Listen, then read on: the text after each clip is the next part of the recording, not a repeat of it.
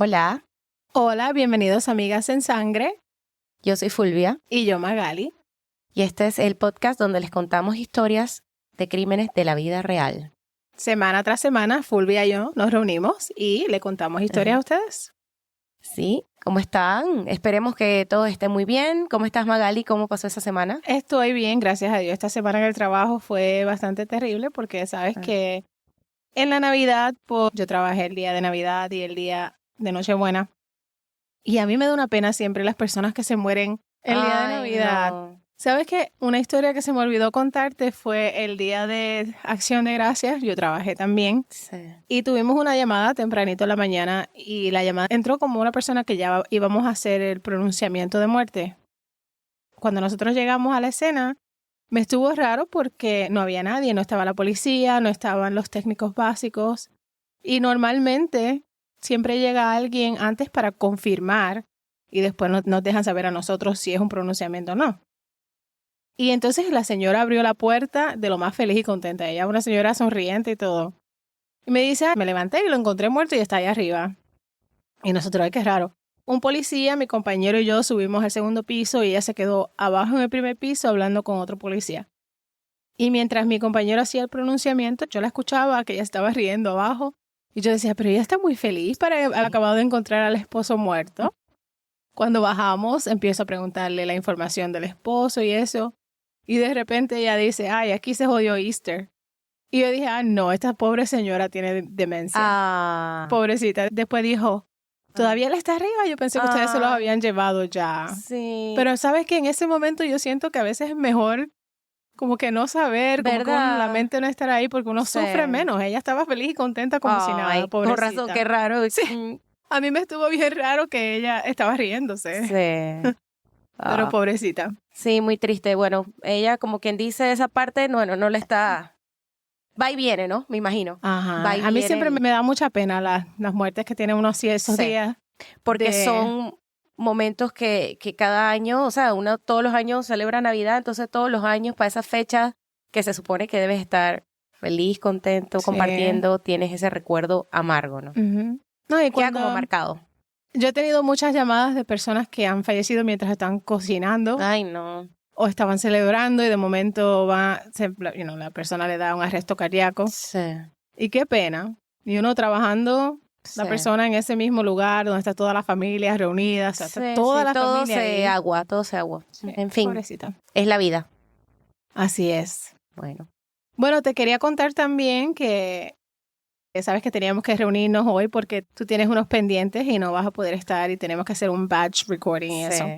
Entonces, yo había puesto para este turno libre y nadie lo había agarrado todavía.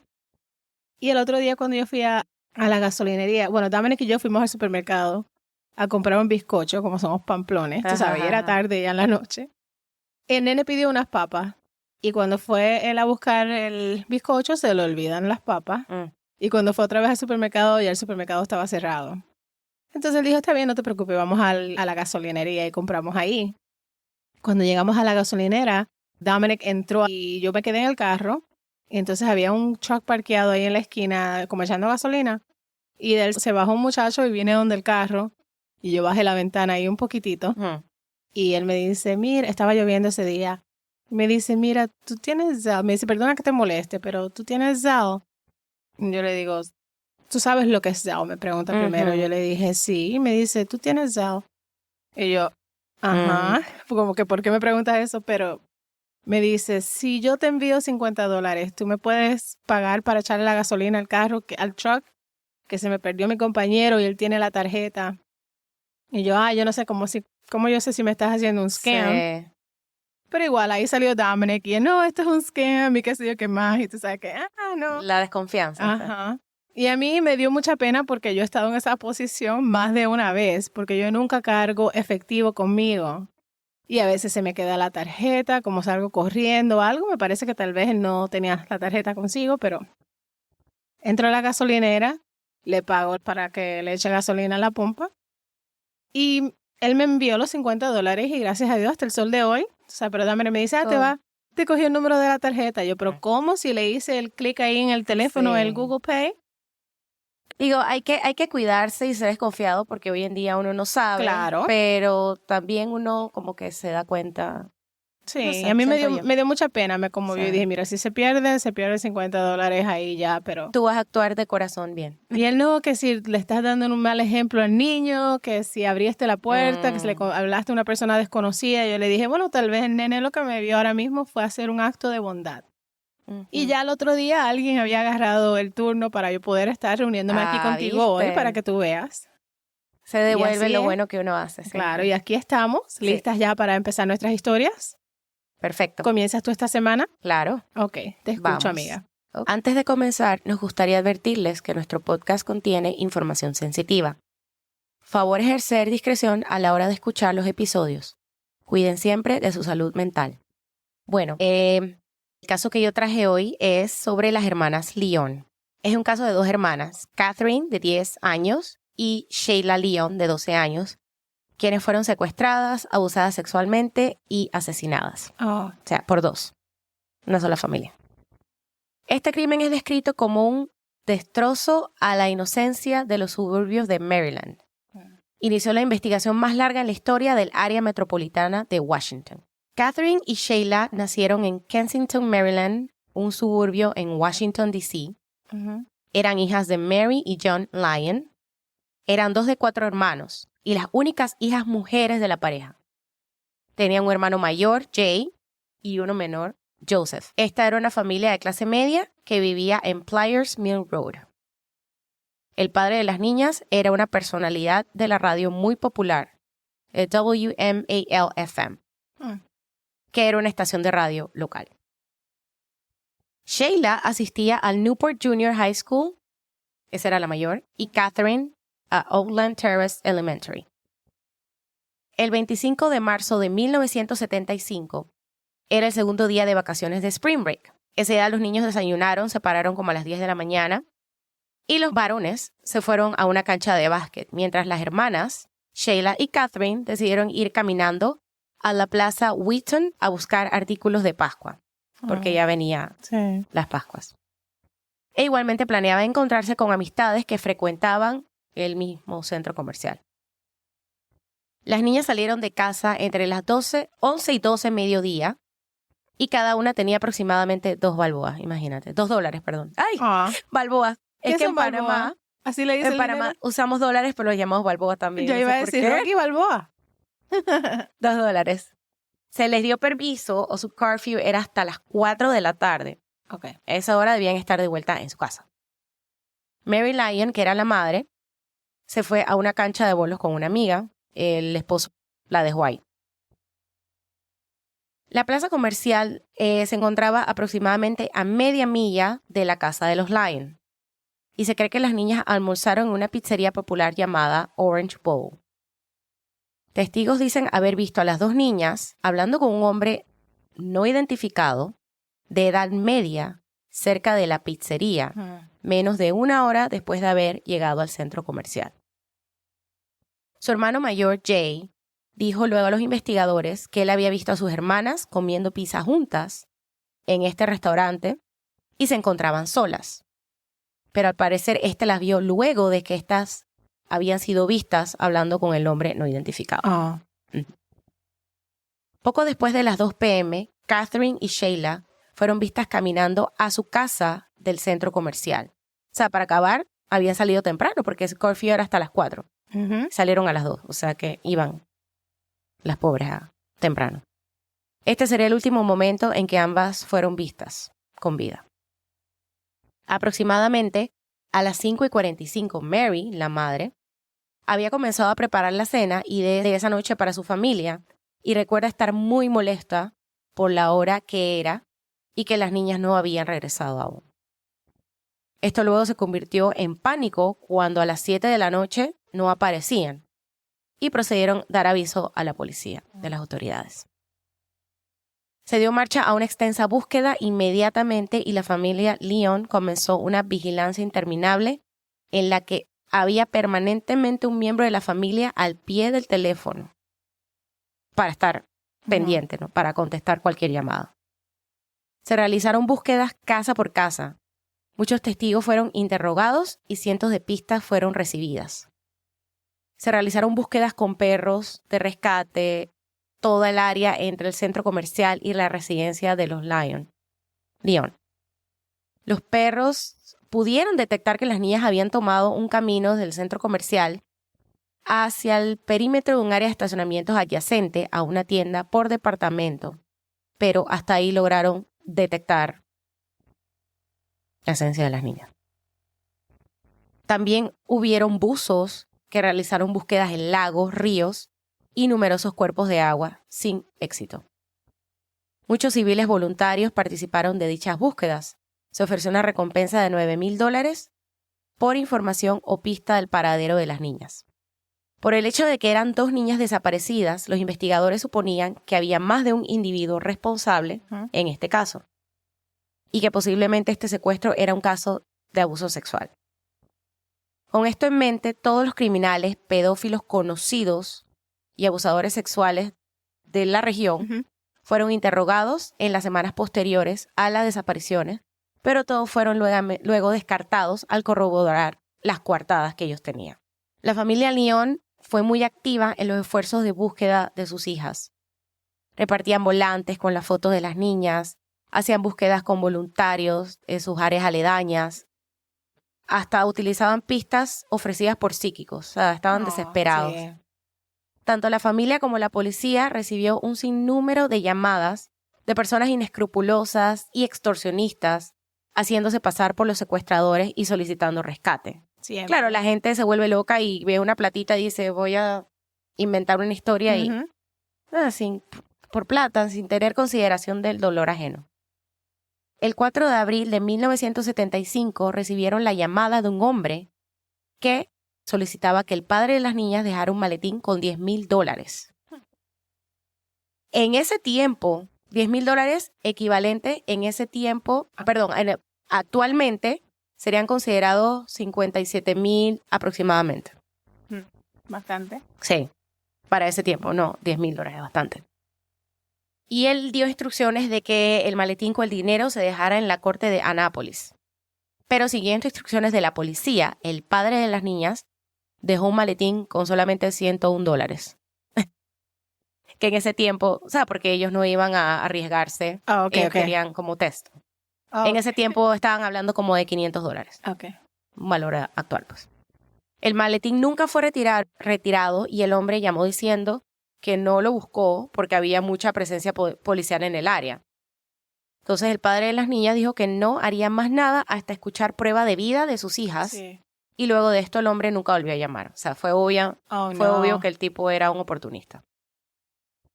Un niño de la comunidad que conocía a ambas hermanas dijo haber visto a estas sentadas en una banca fuera de la pizzería Orange Bowl, hablando con un hombre no identificado de entre unos 50 y 60 años, que vestía saco, pantalón, color marrón. Dijo que este también llevaba un maletín y que dentro del maletín tenía una grabadora y que las hermanas Lyon y otros niños estaban hablando por un micrófono que el hombre tenía, pensando que sus voces se estaban escuchando en vivo en una radioestación. Hizo creer que ellas estaban siendo grabadas para las radios. Grabadas, hablaron en vivo por una estación, correcto. Este hombre se convirtió en el principal sospechoso en la desaparición de las hermanas y se le dio el apodo de The Tape Recorder Man, el hombre de la grabadora. Se hicieron 2 retratos hablados del sospechoso. Otra pista la dio la chica Danette Shea, una niña un poco mayor que Sheila, que tenía 12 años, que dijo que poco antes que las hermanas Lyon fueran vistas por última vez en la plaza, un hombre joven con cabello largo estaba siguiendo a Shea y a sus amigas y que las miraba fijamente e insistentemente por mucho tiempo. O sea, el tipo la estaba como acosando.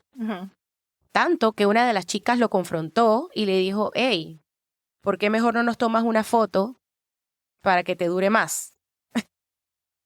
Porque el tipo estaba como bien insistente, ¿no? Y Shea recuerda haber visto a ese mismo hombre mirando también intensamente a las hermanitas. Se hizo un retrato hablado de este hombre igualmente. Aunque a este retrato no se le dio mayor publicidad, ya que los investigadores parecían estar más interesados en el hombre de mediana edad que vestía el suit marrón. Al día siguiente de haber sido difundido el retrato hablado del hombre de mediana edad, Lloyd Lee Welch Jr. se dirigió al centro comercial para informarle a un guardia de seguridad que había visto a un hombre que coincidía con la descripción de la policía. Welch corroboró los testimonios de otras personas de haber visto a las niñas, a las chicas conversando con este hombre, y dice haber escuchado que éste les dijo que grababa las voces de la gente y las ponía en la radio. Este dice que posteriormente vio al hombre forzando a las niñas, a este mismo hombre, a entrar a su carro y lo vio salir huyendo de la escena. Luego de esto, Welch fue interrogado en una estación de policía cercana, porque entonces él se dirigió ahí a dar su declaración formal. De 6 páginas. Bastante. Y además se sometió a la prueba de polígrafo. Pero los investigadores le informaron que no había pasado dicha prueba. Entonces este confesó que había dado información falsa. Se piensa que este estaba interesado en reclamar el dinero del rescate que se había ofrecido. Y luego de esto lo dejaron en libertad. O sea, como que le dieron como un lecture de que, ¿Pero no sería que él sí cometió el crimen? Ahora verás. Ok. Varias pistas y testigos fueron apareciendo al pasar los días en este caso, pero al final todos fueron invalidados, ya que la información no era creíble. Este hombre de mediana edad fue visto en otros centros comerciales del área, hablando igualmente con niñas jóvenes, según testigos, pero la policía no encontró relación entre estos relatos y conexión con el caso de las niñas Lyon. A pesar de todos los esfuerzos en la investigación de las desapariciones de las hermanas, este caso fue congelado. Se enfrió. Para el verano de 1975, la familia ya se había resignado al hecho de que lo más seguro era que las niñas habían fallecido. En marzo de 1987, un abusador de menores llamado Fred Howard Coffey se convirtió en un fuerte sospechoso por la desaparición de las hermanas Lyon. Luego de ser convicto por abuso de 3 niños en Carolina del Norte y luego de conocer de su juicio pendiente por estrangular, abusar y golpear a Amanda Marie Ray, de 10 años, en Charlotte, Carolina del Norte. Este hombre, aunque era más joven que el hombre de edad media descrito por los testigos, tenía un modus operandi similar, porque utilizaba artefactos para llamar la atención de los niños. En el caso, se dice que este hombre utilizaba detectores de metales, cañas de pescar, como buscando un anzuelo para atraer la atención de los niños. Sí, claro, y hablar del tema, yo qué sé, enredarlos y... Exacto. Y fue esto lo que llamó la atención de los investigadores, ya que se valía de artefactos tal como el hombre de la grabadora. Últimamente, luego de investigaciones, las autoridades no pudieron conectar a Coffey con la desaparición de las hermanas y este nunca llegó a tener cargos en relación a este caso. Para el año 2013, muchos de los investigadores originales de este caso ya estaban retirados, habían fallecido, y aunque el caso continuaba siendo revisado periódicamente, se habría logrado poco avance en el mismo. Se tomó la decisión de revisar los récords y el sargento Chris Humrock se encontró con la declaración de Welch, el chico que hablamos, la declaración falsa, sí. Y se puso a revisar eso, ¿no? Y se percató de que una fotografía que había sido tomada de en el 1977, referente a un robo, coincidía con el retrato hablado de 1975. Yo siento a veces que para los investigadores que retoman estos casos, como vienen con mente fresca, exactamente, ¿verdad?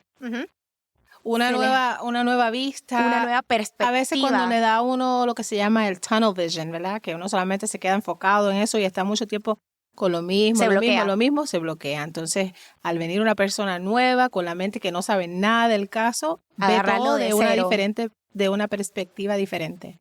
Y también con la tecnología un poco más avanzada. También siento que la mente fresca definitivamente ayuda. Sí. Chris Humrock se encontró con la declaración de Welch y se percató de que una fotografía que había sido tomada de en 1977, referente a un robo, coincidía con el retrato hablado de 1975 del joven que estaba mirando insistentemente a las chicas, el que había reportado la otra chica que lo enfrentaron. Luego de investigar sobre el extenso historial criminal, porque resulta que tenía un extenso historial criminal, entre 1973 y 1997, tenía cargos de violación, violencia doméstica, ataque con cuchillo, y estaba sirviendo una condena de 29 años por abusar a una niña de 10 años en Delaware. Los detectives consiguieron hacerle una entrevista el 16 de octubre de 2013. Dice que la entrevista tuvo una duración de 8 horas. Uy, mucho tiempo. Tenía mucho que decir. En la primera entrevista, Welch dijo haber visto a las hermanas el día de su desaparición, aunque negó estar en el lugar. Exacto. Pero luego dijo haber visto a un hombre metiendo a las dos niñas en la parte trasera del carro y que una estaba llorando. Se le mostró una foto del traficante de niños Raymond Mileski, y dijo, sí, ese que las autoridades habían considerado un fuerte sospechoso, y Welch insistió en que ese era el individuo que había visto llevándose a las niñas. En una segunda entrevista con los investigadores, Welch dice haber visto a las niñas irse del centro comercial y luego dijo que conocía a Mileski y que las niñas habían sido llevadas a la casa. Ya hay mucho embuste aquí. Sí. Ya la cosa se jodió, tú eres culpable, pendejo. Sí, es que iba para adelante, para atrás, decía una vaina, otra, sí. Dice que se lo habían llevado a la casa de Mileski, donde habían drogado, abusado y asesinado por Mileski y otros 2 individuos. ¿Y cómo él sabía que esto eso? no los conocía. Él dice que vio esto, aquí está la respuesta, a través de una ventana de un sótano que al escuchar a una de las niñas sale huyendo. Mira, ¿a quién tú crees que estás cogiendo de pendejo aquí? Sí, esta historia que un momento dice una cosa, después otra, bueno. Raymond Mileski vivía cerca del hogar de la familia Leon. Había sido condenado por el asesinato de su esposa y su hijo, y por haber herido a su hijo menor, sentenciado a 40 años de prisión por estos casos. Mileski tenía un gran parecido al hombre del retrato hablado, y tenía un historial de abuso sexual a menores. Lo habían hecho un sospechoso y luego ofreció dar información a cambio de cambiar sus condiciones en la prisión. Él quería beneficios. Aunque las autoridades realizaron búsqueda en su casa en 1982, no encontraron ninguna evidencia y Mileski murió en prisión en el 2010. O sea que ahí quedó todo. Welch continuó dando entrevistas a los investigadores y en todas cambiaba el relato de los hechos. O sea, este tipo estaba all over the place, decía una cosa aquí, después otra. Era totalmente inconsistente y tuvo 12 entrevistas. Y en cada una cambiaba su relato. Wow. O sea, esto es para volverse loco. Pero finalmente Welch se declara culpable y dijo haber participado en los secuestros de las hermanitas. Él lo admitió per se haber asesinado a las niñas, pero sí se hizo responsable por participación. Bueno, como ya el otro no estaba tampoco para defenderse. Él dijo que él vio a su padre y a su tío desmembrar el cadáver de una de las niñas, Leon, días después de haber sido secuestradas.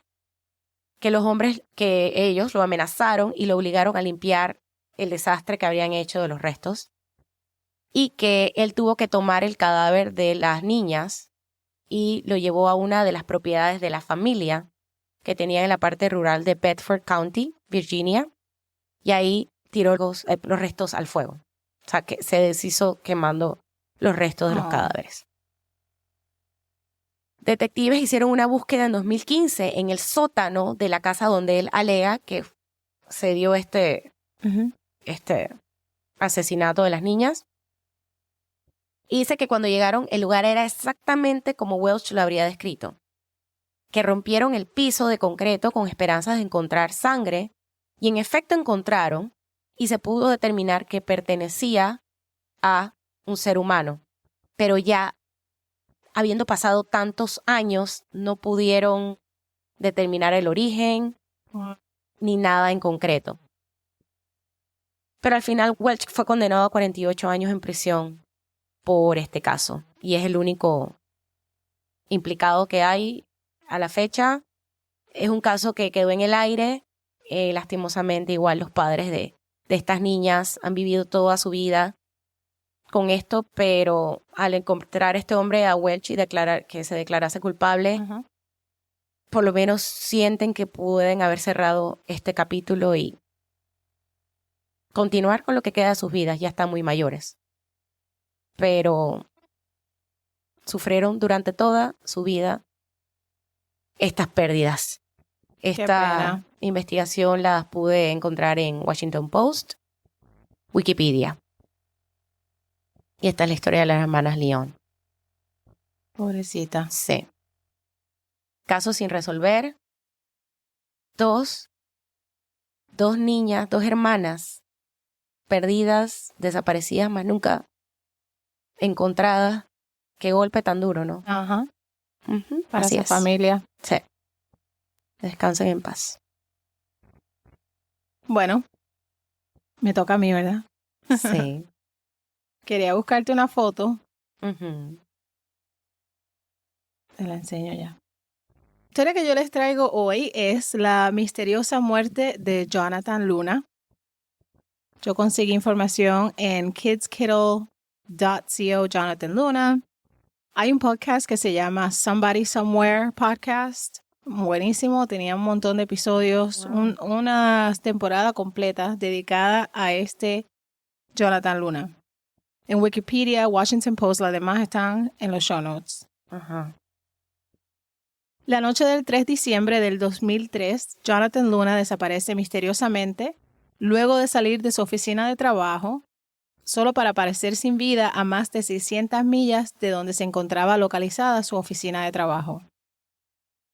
La investigación de su muerte nos deja con más preguntas que respuestas, y los oficiales debaten el que su muerte haya sido un homicidio o un suicidio. Le voy a contar un poco de quién fue Jonathan Luna. Jonathan Paul Luna nació el 21 de octubre de 1965 en Mott Haven, Nueva York. Su papá, Paul, era de nacionalidad filipina y su mamá, Rosella, era afroamericana del sur de América. Ellos se establecieron como familia en los proyectos Patterson Housing cerca del Yankee Stadium en el sur del Bronx, en la ciudad de Nueva York. Su papá trabajaba como mesero para proveer la manutención de la familia. La familia no era así como una familia de altos recursos, pero sí eran una familia muy linda y bien unida. Desde una temprana edad era evidente que Jonathan no iba a permitir que su posición social le sirviera de impedimento y tampoco iba a limitar sus aspiraciones. Él era un muchacho muy determinado y no le tenía miedo tener que trabajar duro para lograr superarse. Siempre se la pasaba leyendo. Sus amigos lo describen como que era así un poco rarito, pero de una manera especial y agradable. Todos lo adoraban.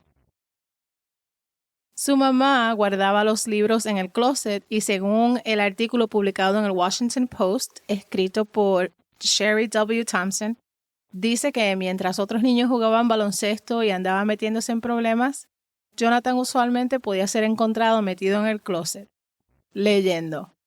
Ya de adolescente, según el mismo artículo, a Jonathan se le conocía por su estilo, porque él usaba gabán y chaqueta con corbata y todo para la escuela, aunque no era requerido usarlo. Era bien formalito. Él era todo un fashionista. Sí. Tenía el pelo rizado y un cuerpo atlético. A mí me recuerda así tiene como un porte de Bruno Mars. Ay, sí. Pero él era un poco más alto. Oye, y era bien exótico. Sí. Porque la mezcla que tenía, ¿no? Ajá. Filipina, moreno. Wow. Me recuerda a Bruno Mars. Sí, de verdad que sí. Y bien profesional desde pequeño. Sí. Ah, pena. Ya en la escuela secundaria, Jonathan había decidido que él quería convertirse en abogado. Recibe su grado de licenciatura en Historia en la Universidad de Fordham en el Bronx, Nueva York. Antes de él irse a estudiar leyes, él se tomó un viajecito a Alemania y ahí disfrutó, visitó lugares diferentes, le vino bien el viaje, porque él decía hasta que pueda reunir el dinero para llegar a viajar otra vez. Luego se va a estudiar en la Escuela de Leyes en la Universidad de Carolina del Norte. Al final de su primer año en la universidad, él recibe la noticia que su papá fue diagnosticado con cáncer. Y aquí él decide darse de baja de la escuela para tomarse un año fuera de la universidad para poder cuidar a su papá, ya que su familia pues era muy importante para él. Afortunadamente su papá logra combatir el cáncer y él regresa a la escuela de leyes, bueno, salió adelante, donde se destacó y en una clase de más de 200 estudiantes lo eligen a él como presidente de la clase. Qué bonito, ¿verdad? Sí. Y fíjate que esto era en los 80. Él era un muchacho mixto de una familia de bajos ingresos y él había pasado un año ya fuera de la escuela. Pero con todo así, y eso, él era muy respetado por sus compañeros. Y él era la clase de persona que él aceptaba a todos tal y como cual eran. No tenía ningún problema. En 1983 conoce a su persona especial, una estudiante de medicina llamada Angela Hopkins. Se gradúa de la Universidad de Carolina del Norte y el 29 de agosto de 1993 se unieron en matrimonio. Él era abogado y ella era obstetra. O sea, la base perfecta para obtener el sueño americano, ¿verdad? Así es. Juntos tuvieron 2 hijos.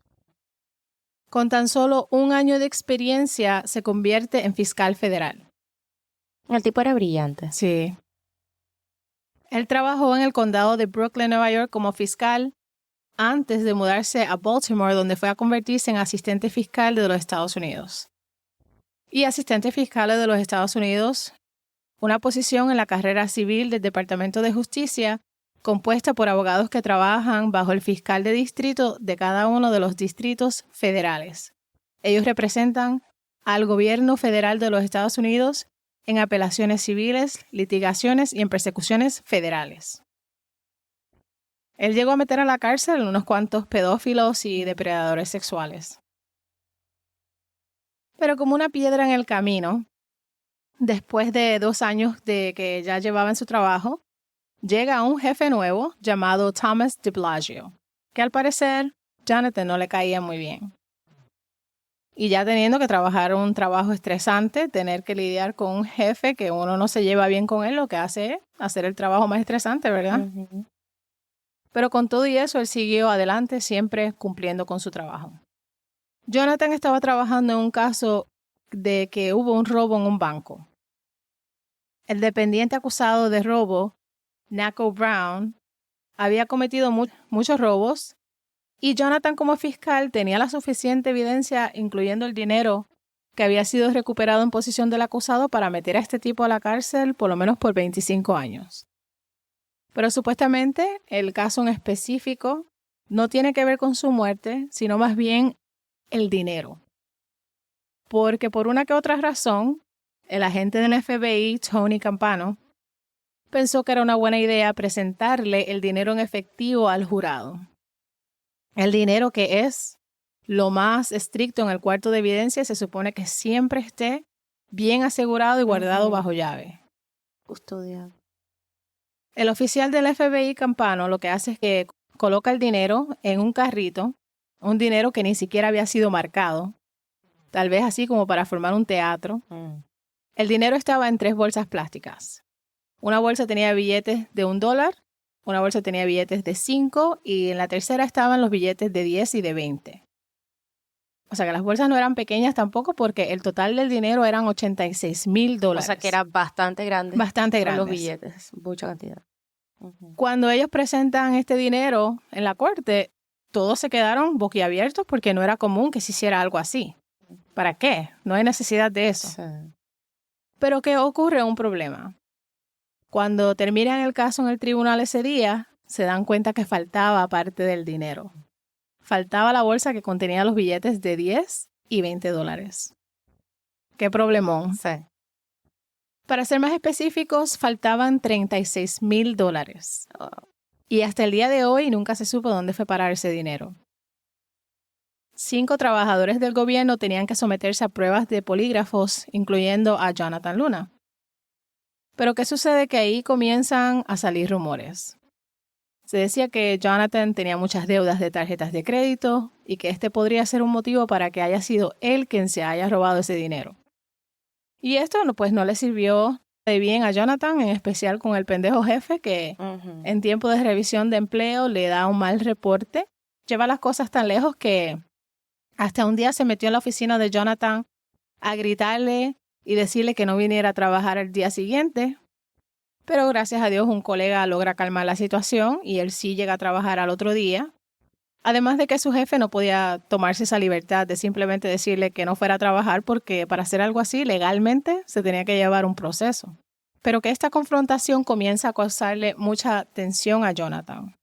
Jonathan siempre había sido un empleado ejemplar, dedicado, responsable, bien motivado a completar su trabajo. Esto le estresa tanto a él hasta el punto de que semana antes de él morir, él le comentó a un colega que él estaba considerando abandonar la posición de fiscal, abrir su propia práctica. Su firma. Pero aquí ya este otro incidente con el jefe empieza a afectar el trabajo. Y un día, Jonathan llegó tarde a la corte. Y el juez, que era bien jodón, y en especial con la puntualidad, le implicó una multa de $25. La cual le causó mucha vergüenza a Jonathan. No porque le cobraran los $25, sino porque esta no era su manera de ser. En la corte, él era una persona bien relacionable y le dice al juez que la razón por la que llegó tarde fue porque su hijo estaba en el hospital. Pero después no se encuentra ningún documento que indique que su hijo sí estaba en el hospital. Pero el juez ahí llegó hasta preguntarle, espero que tu hijo esté bien. En el tiempo de su desaparición, Jonathan estaba trabajando en un caso de tráfico de drogas. En este caso, 2 individuos estaban operando un estudio de música llamado Stash House Records, encubriendo la venta de heroína. Y se decía que estos eran unos individuos violentos también. Uno de ellos, al parecer, estaba involucrado con un asesinato. Los 2 individuos estaban en la cárcel cuando Jonathan murió. Además de que Jonathan era crucial para la negociación de su caso. Y su abogado aseguró que a ellos era lo menos que le convenía, que le pasara algo a él. Y esa misma noche que él desapareció, él estaba haciendo los papeles para el acuerdo con ellos. Según un artículo de Gail Gibson para el Baltimore Sun, en la vista de este caso, Jonathan cometió un error al no divulgar una información crucial con los abogados de los dependientes. Y entre el tiempo que estos problemas estaban pasando es que Jonathan desaparece. El podcast que yo escuché, yo encontré que la información que él no divulgó fue que el FBI tenía un testigo quien había sido puesto en libertad condicional con un grillete. Y que es raro, ¿verdad? Pero ¿qué sucede? Que este testigo lo que hacía era que de alguna manera u otra lograba quitarse el grillete y se iba y aterrorizaba al pueblo con robos y violencia. Y Jonathan sabía esta información y se la quedó callada. Al menos en el tiempo que no sé si él estaba planeando decirla o qué, pero no la llegó a decir.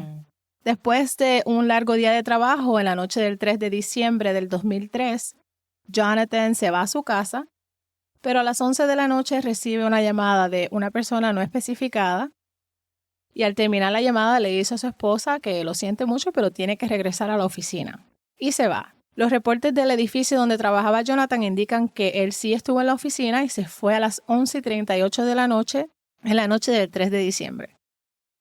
Pero aquí es donde comienzan unos extraños acontecimientos cruzando líneas estatales hasta llegar a Pensilvania.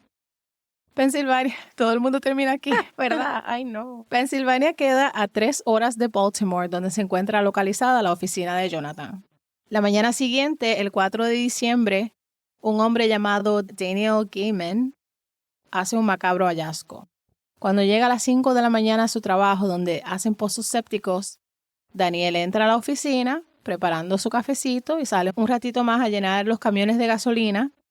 Pero antes de echar la gasolina, algo llamó su atención. Daniel ve una luz roja emanando desde el bosque. Él y su compañero de trabajo, de averiguado, se preguntan qué podía ser. Pensaron que tal vez alguien borracho se accidentó. Cuando llegan, ven un carro Honda Accord plateado de 4 puertas que estaba parado completamente, pero tenía todavía el motor prendido cerca de la orilla de un arroyo. No ven ningún daño físico al carro, o sea, no parecía que hubiese estado envuelto en un accidente. Sí notan que hay sangre en la puerta y en los sillones del carro, pero en el carro no había nadie. También se dan cuenta que había dinero regado dentro del carro y ya ahí llamaron a la policía.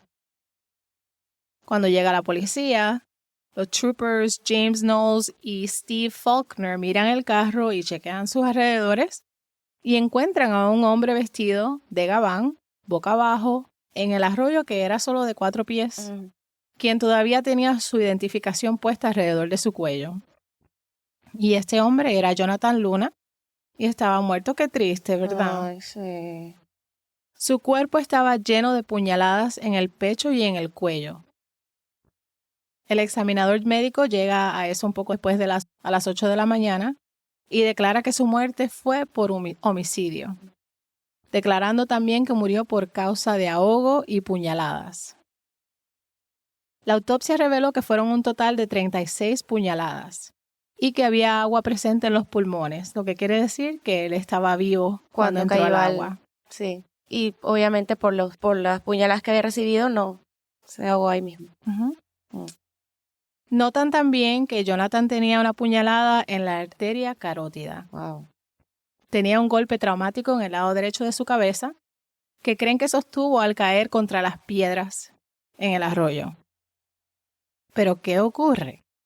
Que otros individuos, incluyendo al FBI, no comparten la misma opinión del examinador médico y dicen que Jonathan no murió por causa de homicidio, sino que por causa de suicidio. Que me quedo con la boca abierta. Sí, o sea, que tú me estás diciendo a mí que Jonathan Luna se apuñaló él mismo no es 36 veces. No es posible. Bueno, su conclusión fue que Jonathan estaba pasando por un estrés inmenso, estrés en su trabajo, en su hogar, y que él tenía tarjetas de crédito la cual la esposa no sabía que tenía, con una deuda de $25,000. Añádele el dilema de los $36,000 y ahí ya su razón por la cual él decide suicidarse. Y no dejan notar que alguien con el nombre de Jonathan Luna había puesto unos ads en el periódico solicitando favores sexuales, pero eso ya había sido muchos años atrás. Y quién sabe, hay personas que tienen el mismo nombre también, claro. No se sabe que necesariamente fue él. Y los investigadores federales no creen que su intención fue suicidarse, sino que fue un accidente, que todo era parte de un esquema que fingió en el que se les fue la mano para tratar de ganar lástima que lo llevaría a evitar los problemas por lo que estaba pasando en su trabajo. No tiene sentido alguno. Nada de lo que no. La policía de Lancaster no estaba de acuerdo con el FBI, señalando que sus heridas al parecer sí mostraban evidencia de que podían ser el resultado de un homicidio. Jonathan tenía marcadas de defensa. Tenía unas marcadas en sus manos, tenía arañazos en los brazos y tenía contusiones en las partes privadas. O sea, le deshilaron los testículos. Como una persona que se está tratando de suicidar, no, eso no es así. No tiene sentido, la verdad. Además, también tenía puñaladas en la espalda, que son bastante difíciles para hacérselas uno mismo. Esa teoría no tiene sentido. No tiene sentido. Esto conlleva que la muerte de un fiscal federal de los Estados Unidos quede sin ser resuelta a través de los años. Y aún hoy día todavía su muerte sigue siendo todo un misterio. Otra cosa es que cuando él se va de la oficina, Jonathan dejó los espejuelos y dejó su celular. Jonathan necesitaba los espejuelos para manejar. La policía vio el caso en el que él estaba trabajando, pero no encontraron conexión alguna con su muerte. La investigación también encontró que él había hecho unos viajes a Lancaster, pero no saben el por qué.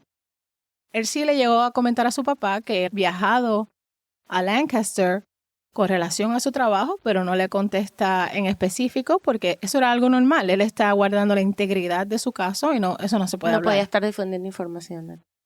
Imagínate también con su trabajo, él tiene que proteger a su familia y mantenerlo todo a salvo. Sí. Investigan los eventos del 3 de diciembre. Allí ven que de camino a Lancaster se detuvo 2 veces. Se detuvo un poco antes de la 1 de la mañana en una ATM en la que retiró $200. Y la segunda vez a las 3:20 de la mañana en King of Prussia, Pensilvania, a comprar gasolina en la que se utiliza la tarjeta de crédito de Jonathan, pero no se sabe si fue él por seguro porque el video estaba borroso. Otro misterio es el tiempo de travesía. Desde que él retira el dinero y que llega a la plaza de peaje pasa más de 1 hora y media. Que eso quiere decir, según la matemática, que tuvo que haber estado viajando a una velocidad menos de la velocidad mínima para que le haya tomado tanto tiempo, al menos que se haya detenido por el camino. En la hora que se hace el caso, que se investiga, hay muchos huecos, que no hay información, que no se sabe lo que él estaba haciendo. Sin espejuelos no veía bien y, como siempre, podría haber estado conversando con alguien. Un poco después de las 4 de la mañana toma la salida de peaje de Lancaster. Y el boleto que le entrega a la persona del peaje tenía una mancha de sangre. Pero que él le entregue el boleto también de tipo de peaje es raro porque él tenía un Easy Pass. Él no tenía que pararse a buscar boleto. Qué raro. Y en menos de 1 hora después, Daniel, el señor que estaba en el trabajo, fue que notó la luz en el bosque.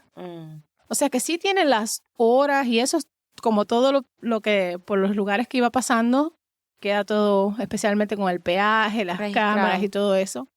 Además, también una muchacha que entrevistaron, ella dijo que ella conversó con él en la gasolinera.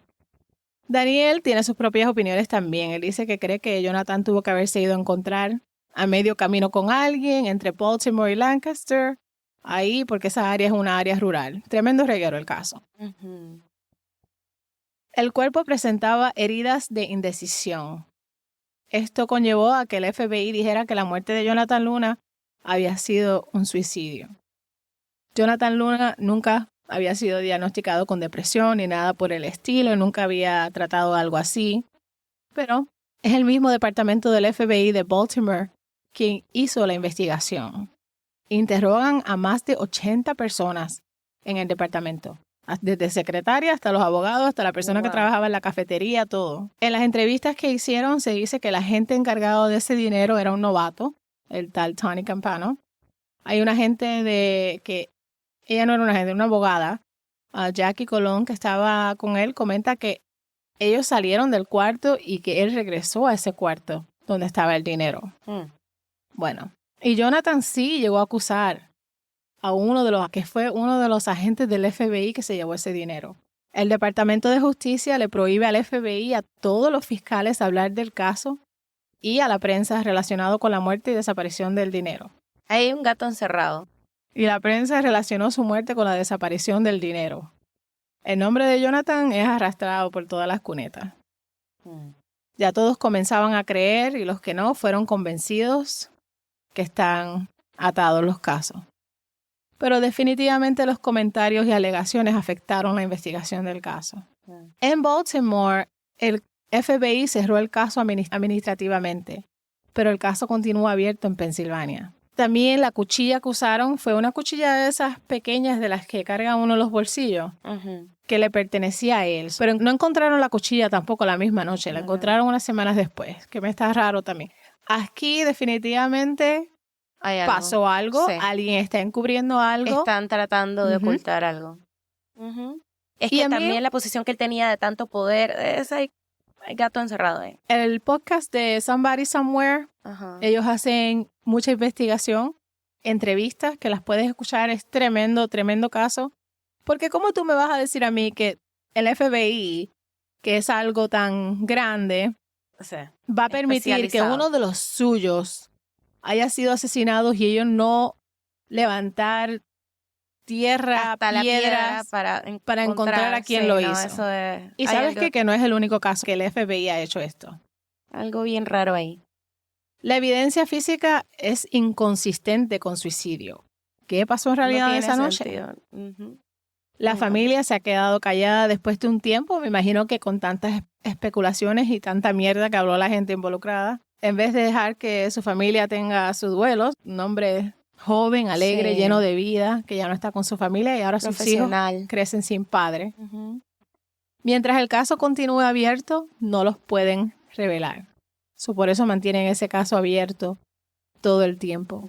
No se han molestado en cerrarlo, porque si lo cierran, ahí tienen que probar todos los documentos que ellos tienen, toda la evidencia, las entrevistas de todo lo que pasó, y ahí es que se va a saber la verdad. Y siguen peticionando para que se abran, y un juez dijo que no, que permanecerán cerrados. Y es bien triste porque un muchacho con un futuro tan brillante, que al parecer era una persona buenísima, inteligente, profesional, responsable. Triste que le pasó esto, pero esta, mi gente, es la historia de Jonathan Paul Luna. Bueno. Que se resuelva ese caso ya, para el carajo. Y bueno, mi gente, hasta aquí le llegamos hoy. Gracias por sintonizarse con nosotras. Recuerden que estamos en Amigas en Sangre Podcast Fans en Facebook, amigasensangre@gmail.com, cualquier historia. Sí, mira, nosotras, como que pienso que nosotras siempre deberíamos terminar nuestras historias con una nota feliz. Sí. Envíenos una nota feliz para leerla después de los casos estos horribles que nosotras cubrimos aquí. Algo que nos alegre y que alegre a los demás oyentes al terminar las historias. Claro, ¿por qué no? Estamos en TikTok, también en Instagram. Esperemos que pasen una feliz Navidad. Nos veremos la próxima semana. Cuídense mucho siempre. Los queremos mucho. Gracias por apoyarnos siempre. Bye. Bye. Amigas en Sangre. Bye.